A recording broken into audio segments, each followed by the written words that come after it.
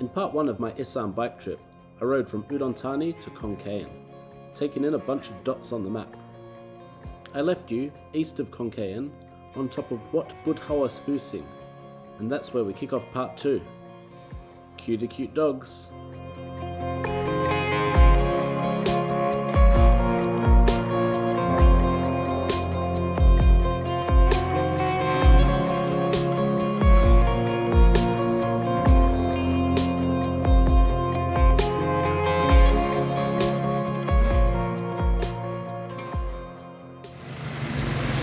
So I just stopped for some fuel, and the last few kilometers, maybe 10 kilometers, has been really technical.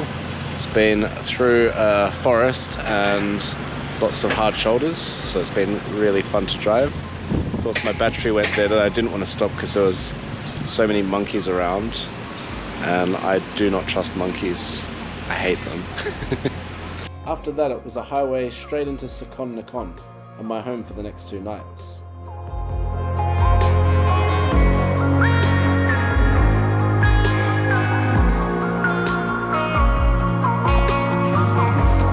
Made it. This city feels even more frontier than the last 2, and I feel like I'm the only tourist in town.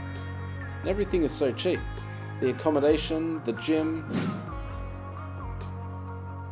Is that futsal? The sport of the gods. Those kids don't seem that good. Best I teach them some humility.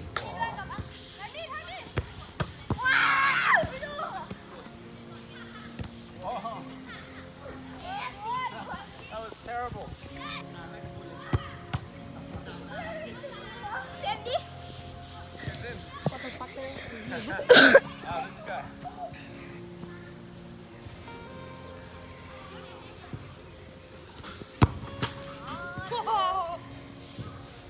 ยิ้มนะครับยิ้มหน่อย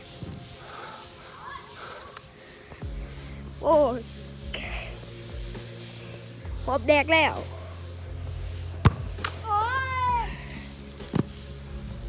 After building my self-esteem and the customary protein shake, I head out again to see some footprints. Just out of town, a girl has come off her bike.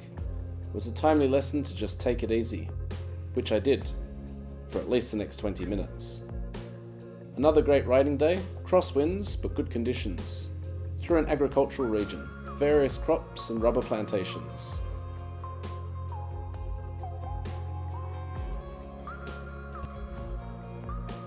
As I left the main road, I didn't see the speed hump until too late. But it doesn't matter, it's a rental. So time for some posing with the bike then.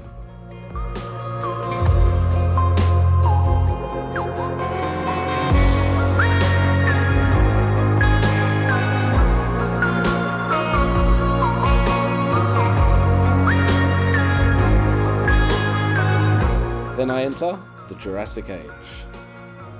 A footprint from another time, and there it is. Not in a museum, but in nature where it actually happened. It's secret insider knowledge from another age. It felt profound. I mean, it's a dinosaur footprint. There it is. Special. And you know what? I'm the only person in this entire place. The ranger who works here, of course, got the customary photograph with me, because that's what happens around here when you're the only tourist. And it's a dinosaur footprint. Unbelievable.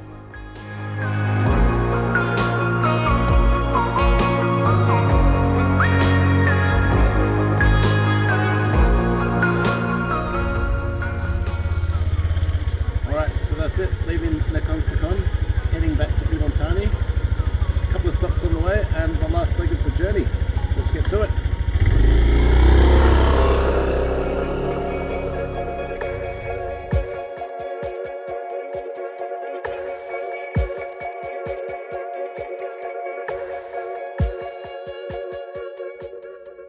The next day I check out a serpent and its lotus pond. Is that a catfish?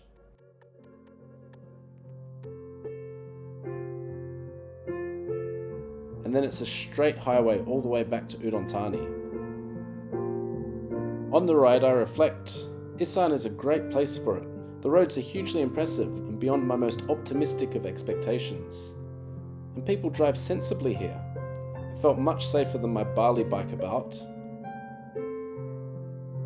Lots of awesome things to see too. I just picked a few random points of interest and they were all worthwhile. Well, no, not you Dinosaur Park. And it's cheap, like seriously cheap. Great food, almost no tourism, and the locals are lovely as ever. Every day has been a pleasure. Back in Udon, I find a bar to watch the World Cup final. A great little bar and an epic final to boot. Except it closed during extra time. Seriously? This is bad for Australia-Thai diplomatic relations. So a mad dash then to find somewhere, anywhere to watch it. Hello stranger at a restaurant. Mind if I join your dinner party? Then sleep, then laundry, then goodbye bike. Miss you, love you, and hello dodgy minivan. And cue the next adventure. Shit, travelling's fun.